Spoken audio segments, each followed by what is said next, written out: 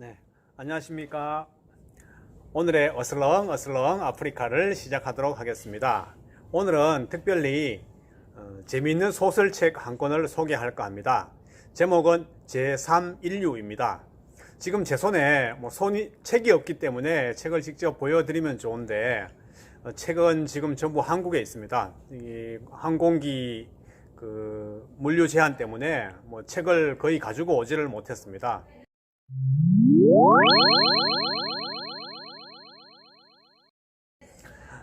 제3인류는 베르나르 베르베르의 작품입니다. 베르나르 베르베르는 워낙 한국에서 유명하니까 아마 특히 개미로 유명하죠.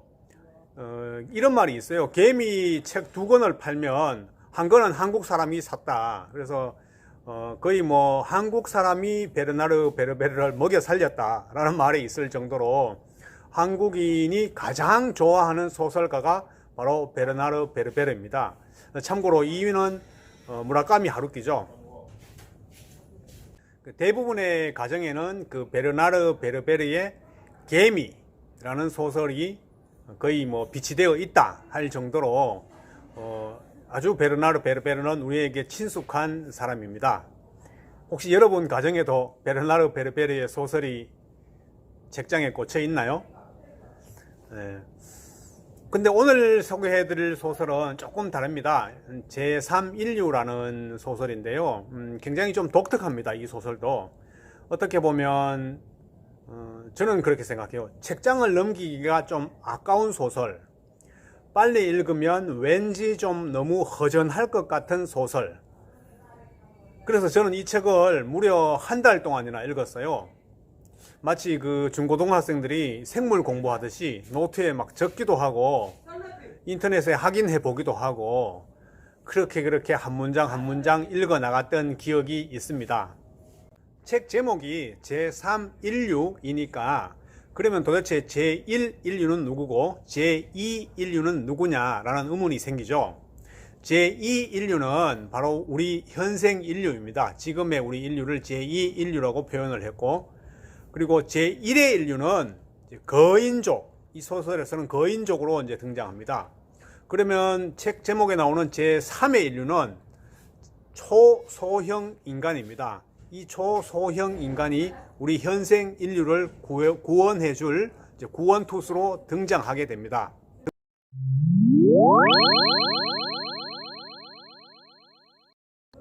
제가 이 책을 유독 좋아하는 이유는 바로 변화라는 단어 때문에 그렇습니다. 이 책의 전반적인 스토리는 딱 한 단어로 표현하자면 바로 변화입니다. 제가 지금 아프리카 세네갈에서 새마을 사업을 하고 있는데 제가 지금 하고 있는 새마을 사업의 목적 한 단어로 표현해봐라. 그러면 역시 변화이죠. 그래서 이 제3인류의 내용과 거의 일맥상통하지 않나 이렇게 생각을 합니다. 지금 제가 중점을 두고 있는 화덕 만드는 것 역시 지금까지의 유목민들이 수백 년 전부터 내려오는 그런 고유한 요리 도구, 요리 관습으로부터 벗어나는 일종의 변화를 꾀하기 위한 것이죠. 이 변화라는 게 단어는 말하기 쉬워도 사실은 굉장히 어렵습니다. 왜냐하면 이 변화의 시점에서 변화를 두려워하는 사람들이 나타납니다. 변화보다는 일종의 정체나 복고를 선택하는 사람들, 그리고 그 사람들을 가소평가해서는 안 됩니다. 그 사람들이 다수로 나타날 수도 있고 그 사람들이 오히려 방해 세력으로 굉장히 큰 압력을 행사할 수도 있습니다. 사실 여기는 세네갈은 사막 기후이기 때문에 무척 덥거든요. 그래서 오래전부터 있어온 그냥 그 세계 그대로 머물러 있고 싶다는 생각이 듭니다. 굳이 내가 귀찮고 변화를 해야지 이런 생각이 잘 안 들어요. 왜냐하면 앞으로 나아가는 것에 대한 두려움, 이런 것을 느끼는 거죠. 아마 이 날씨 때문에 그런 것이 더 당연하게 느껴지지 않나 생각됩니다. 그러나 역시 변화를 우리가 거부한다면 발전은 없고 어떤 낡은 껍질 속에서 숨이 막혀서 나오지 못하는, 쉽게 말해서 나의 잠재력을 발휘하지 못하는 그런 상태가 된다. 그러니까 한 개인이 시간과 공간에서 시야를 확대하는데 성공하려면 반드시 변화가 따라야 된다 라는 데는 이견이 없죠. 실제 또 세네갈은 어떤 무슬림이라는 종교의 어떤 사각형 테두리 안에서 정치, 경제 활동 등 모든 것이 행해집니다. 이 틀이, 사각의 틀이 워낙 견고하기 때문에 외부의 다른 그 요소들이 쉽게 뚫을 수가 없습니다. 그래서 외부의 다른 것들을 수용하기가 굉장히 어렵습니다. 아프리카 대부분의 나라가 1960년대에 독립하지만 GDP 성장률이 거의 평행선을 걷는 나라가 많죠. 물가 상승률을 고려한다면 오히려 GDP 성장률이 마이너스인 나라가 굉장히 많습니다. 그 이유가 바로 변화를 하지 않았기 때문에 그렇습니다.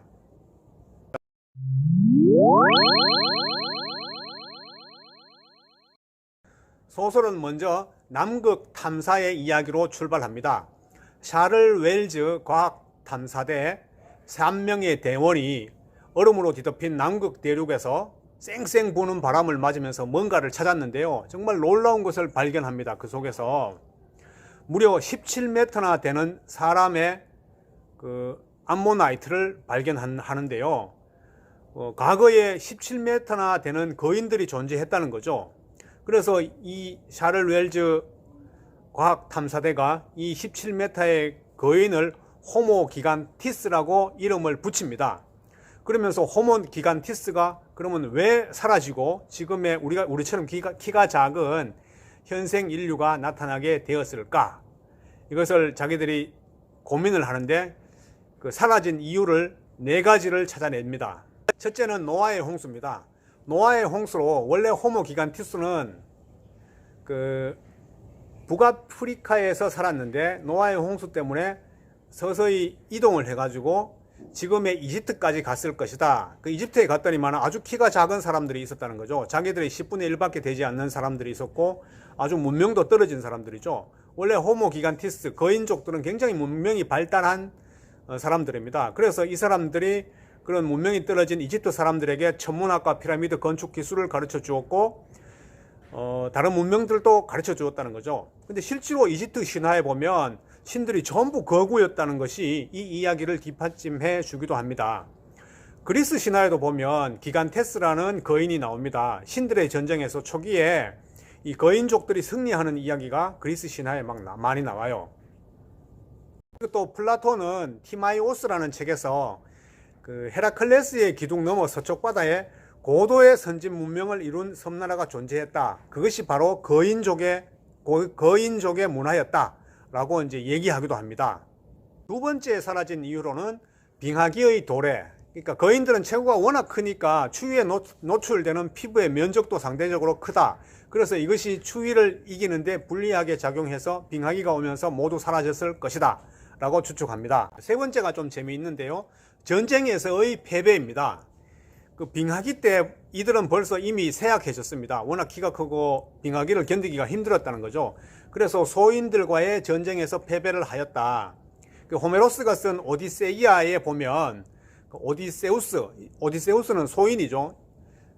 최후의 그 거인을 상대로 승리를 거두는 이야기가 나오고 북유럽 신화의 토르가 거인족 요툰과 싸우는 이야기도 나오고 성서에 보면 작은 다윗이 키가 큰 골리앗과의 싸움에서 또 이기는 이야기가 나오고 수많은 소인들이 거인과 싸워서 승리하는 이야기가 무수히 많이 나옵니다. 그래서 거인들은 전쟁에서 패한 뒤 배를 타고 이스터 섬으로 도망을 갑니다. 그 이스터 섬은 칠레에서 약 3,700km 떨어진 남태평양의 삼각형 모양의 섬입니다. 이 섬을 발견했을 때가 부활절이라고 해서 이 이름을 이스터 섬이라고 하는데요. 여기에 이제 도망을 가가지고 거기에 있는 그 소인들 보고 그 모아이 거대 조각상을 만들라라고 강요하면서 그리고 그 조각상을 숭배하라고 강요했을 것이다 라고 이 책에서는 쓰고 있어요.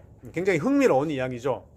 모아이 거대 조각상에 대한 이야기는 굉장히 좀 해석이 분분하잖아요. 어떻게 그 이스터라는 작은 섬에 아주 거대한 지금의 우리 우리의 10배 되는 그런 인간 조각상이 거기에 있을까 아주 궁금했는데, 이 책에서는 이렇게 이제 스토리를 얘기해 주고 있습니다.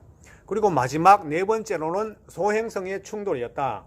소행성이 지구에 충돌하여 중력의 변화가 생겼고 이것은 거인들에게 불리하게 작용하였다. 그러니까 그러면서 3만 명이 이제 기적적으로 살아서 이곳 남극으로 피신을 했고, 그리고 지금 8,000년이 흐른 뒤 샤를 웰즈 남극 탐사팀에게 발견된 것이다. 거인족을 발견했던 이 탐사팀 3명은 뭐 사진도 찍고 자료도 조사하고 해가지고 이제 이것을 세상에 공표할 일만 남았는데, 갑자기 호수의 얼음판이 쭉 갈라지면서 이 3명은 모두 죽음을 맞이하게 되면서 이들이 조사했던 내용은 세상에 발표되지 못한 채 묻히고 맙니다. 다시 이야기는 파리 소르본 대학에 있는 다윈 강당으로 넘어갑니다. 여기에 진화에 관한 학술 경연 대회가 열리는데요. 총 69명이 참가자가 경연을 벌려가지고 이 중에서 경연대회에서 1등을 하면 그 연구를 지원하는 큰 상금을 주는 대회입니다.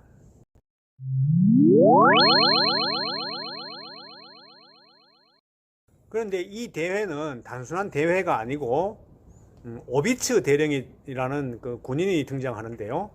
이 국가 기밀 프로젝트 중에 한 개입니다. 우리 인류를 구원할 프로젝트를 비밀리에 추진하고 있는데요.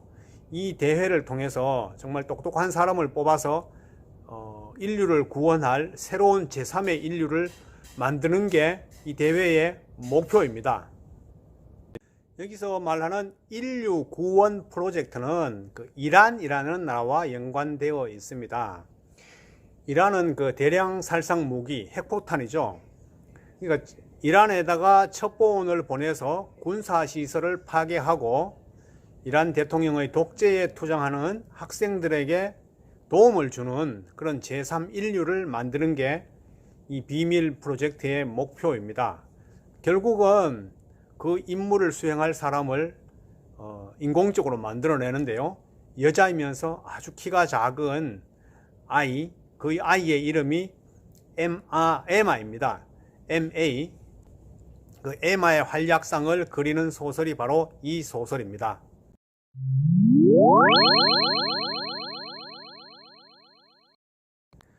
이 책을 읽다 보면 좀 흥미로운 것을 발견할 수가 있는데요. 다윈의 종의 기원 아시죠? 다윈이 종의 기원을 1859년도에 썼습니다. 종의 기원의 내용은 한마디로 얘기하면 유전자에 근거한 진화론이다 라는 거죠. 유전자가 적자 생존의 원칙에 따라서 유전자가 적응하는 유전자는 살아남고 그렇지 못한 유전자는 도태된다, 이런 내용이고, 근데 이 책에서는 다윈의 종의 기원보다는 벌써 50년 전에 발표한 라마르크라는 사람이 있습니다. 1809년에 그 용불용설을 발표했죠. 이분은 유전자가 아니라 환경에 근거해서 생물은 변한다 라는 게 바로 이제 용불용설이죠.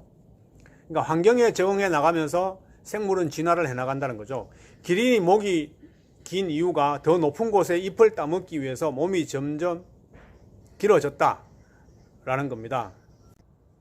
또 한 예로는 피그미족이 있는데요. 오랫동안 무덥고 습한 밀림지대에서 적응하면서 살아왔죠. 정글 속에는 각종 세균, 곰팡이, 모기 등 질병을 일으킬 수 있는 환경에 쉽게 노출되지만은 피그미족들이 지금까지 꿋꿋이 살아오고 있는 이유가 바로 라마르크의 생물 변이설 때문에 그렇다라고 주장을 합니다. 심지어 이 책에서는 그 다윈의 진화론을 굉장히 비판을 합니다. 유전적으로 어떤 자들은 튼튼하게 태어나서 살아남는 반면 어떤 자들은 그저 잘못 태어난 죄로 사라진다는 이론을 아주 멍청한 이론이다 라고 이 책에서는 표현하였고요.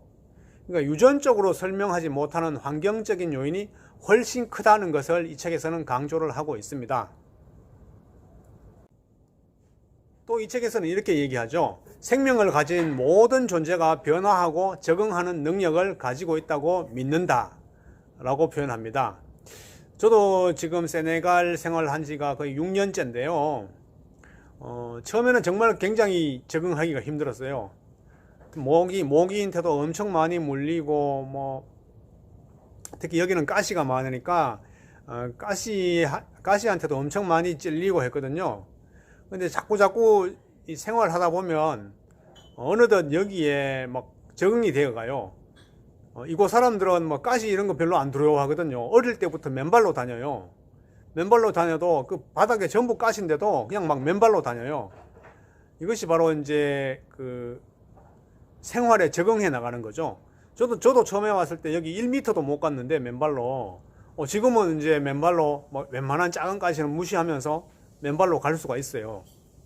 이것이 이제 점점 어떤 적응의 단계가 아닌가 그렇게 보입니다.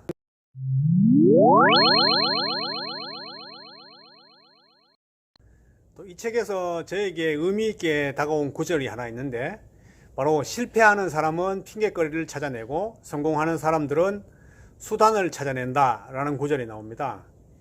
이 책에서는 실제로 그 인류를 구원해 줄 아주 키가 작은 여자를 육종을 해야 되는데, 인위적으로 만드는데 계속해서 실패를 하죠.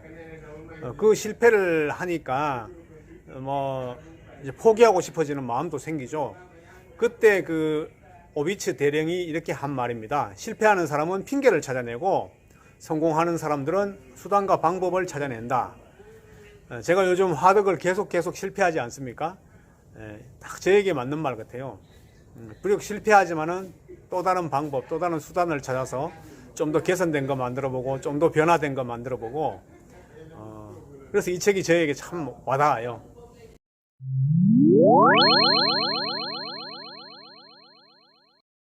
이 소설이 잘못 과학적이어서 사람들이 좀 지루해 할까봐 이 베르나르 베르베르가 약간 웃음 담당 캐릭터를 하나 만들어 가지고 이 책에 삽입을 했는 구절이 있는데요. 바로 자나코 중위가 입고 있는 티셔츠에 쓰인 머피의 법칙에 관한 내용입니다. 거기에 보면 그 구절 중에 하나가 간단해 보이는 일치고 실제로 간단한 게 없다 라는 말이 나옵니다. 지금 제 상황에 딱 맞는 말 같습니다. 화덕을 만드는 게 되게 간단해 보이잖아요. 근데 실제로 해보니까 간단한 게 하나도 없어요. 일단 뭐 점토 벽돌 만드는 것 자체가 너무 어려워요. 뭐 만들 수 있는 틀도 하나도 없고 어떻게 만들어야 되는지도 모르고 한 번도 제가 만들어 본 적도 없고, 여러분들이 그런 말씀하시잖아요. 이 점토 그 틀 안에 이게 점토가 잘 안 빠지니까 이 가쪽에 물을 바르라 그러잖아요. 물을 발랐더니 더 안 빠져요. 실제로 해보면 물이 더 접착제 역할을 합니다. 점토하고. 쉽지가 않아요. 한번 해보세요. 뭘 바르면 잘 빠지냐면 이 가쪽으로 모래를 바르면 싹 잘 빠지더라고요. 제가 해보니까. 모래가 이 점토하고 이렇게 싹 분리를 시켜주는 역할을 합니다. 실제로 내가 해보면 이제 간단하지 않아요. 뭐 연통 하나 구하는 문제도 연통 구하는데 지금 일주일 걸려요. 없어요. 여기 연통이라는 게. 정말 간단해 보이는 일치고 간단한 게 하나도 없다는 거. 그리고 뭐 여러분들이 인터넷에 간단하게 만드는 그런 게 있다 하는데 실제로 이곳 세네갈 상황에는 잘 맞지 않습니다. 왜냐하면 소체 모양 자체가 아주 특이하게 생겼잖아요. 이 일자로 이렇게 쭉 이렇게 생겼기 때문에 이걸 이제 어떻게 다룰 것이냐. 그리고 또 한 가지 문제는 여기 또 주민들과 같이 또 화합하면서 만들어야 됩니다. 내 생각이 뭐 옳고 내 방법이 아무리 좋다고 해서 하더라도 주민들이 막 수백 년, 수천 년 동안 내려왔던 생활 습관들을 제가 일시에 무너뜨릴 수는 없잖아요. 제가 그런 능력자가 아니니까. 그래서 같이 호흡하면서 조금씩 변화해 가야 되는데 그렇게 쉽지만은 않다. 그래서 이 책에 나온 간단해 보이는 일치고 실제로 간단한 게 없다. 그리고 또 하나 구절이 있는데요. 무슨 일이든 생각했던 것보다 시간이 더 많이 걸리게 마련이다. 이 말도 맞는 것 같아요. 정말 시간이 많이 걸릴 것 같아요. 그리고 또 저에게 좀 안부가 되는, 위안이 되는 구절이 하나 있는데요. 뒤늦게 아는 것, 그것만이 완전한 지식이다. 그래서 이거는 굉장히 좋은 말 같아요. 여러분들이 많은 댓글 남겨주시고 제가 그것을 읽어보고 종합해 보면서 브레인스토밍 하면서 정말 제가 뒤늦게 많은 것을 알게 되고 알게 돼요. 그게 나중에는 저에게 완전한 지식이 된다는 거죠.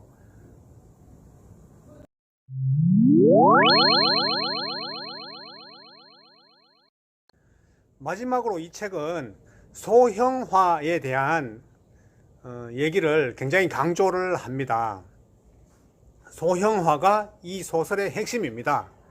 모든 변화의 방향이 바로 소형화 쪽으로 간다는 거죠. 동물과 식물도 전부 소형화하는 쪽으로 간다는 거예요. 그리고 이 책에서는 어떻게 언급하고 있냐면 과거에 잠자리 날개가 1.5m였던데 지금은 15cm로 줄었고 늑대는 작은 개로 공룡은 도마뱀으로 매머드는 코끼리로 진화했다고 합니다. 그리고 옛날에 그 세콰이어는 그 높이가 100m였는데 지금은 10m 교목으로 변했고 바퀴벌레도 옛날에는 굉장히 컸는데 지금은 아주 소형 관을 탈 수 있게 소형화되었고 컴퓨터도 지금 소형화되었고 아파트 평균 면적도 대도시 인구가 과잉되면서 점점 축소되고 있고 모든 것이 소형화로 간다는 거죠. 제가 이걸 읽으면서 참 그렇구나. 화덕도 대형보다는 이제 소형으로 만들면서 조금 더 능률을 발휘할 수 있는 그런 기질을 발휘해야 되겠다라는 이제 생각을 많이 하게 됩니다. 저도 뭐 키가 크지 않고 제가 평균보다도 낮잖아요. 저도 굉장히 소형적인 사람이고 어떻게 보면 조직의 보스도 거의 다 소형인 사람이 많고 이곳 아프리카도 보면 대부분 다 평균 신장이 굉장히 크고 늘씬한데 어떤 그 브레지당 우두머리는 거의 소형인 경우가 굉장히 많습니다.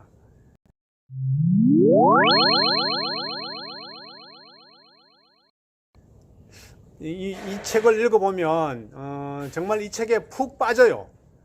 이게 소설이지만 베르네르 베르베르가 엄청난 자료를 많이 모아갖고 어떤 이야기를 구성했다라는 것을 느낄 수가 있습니다.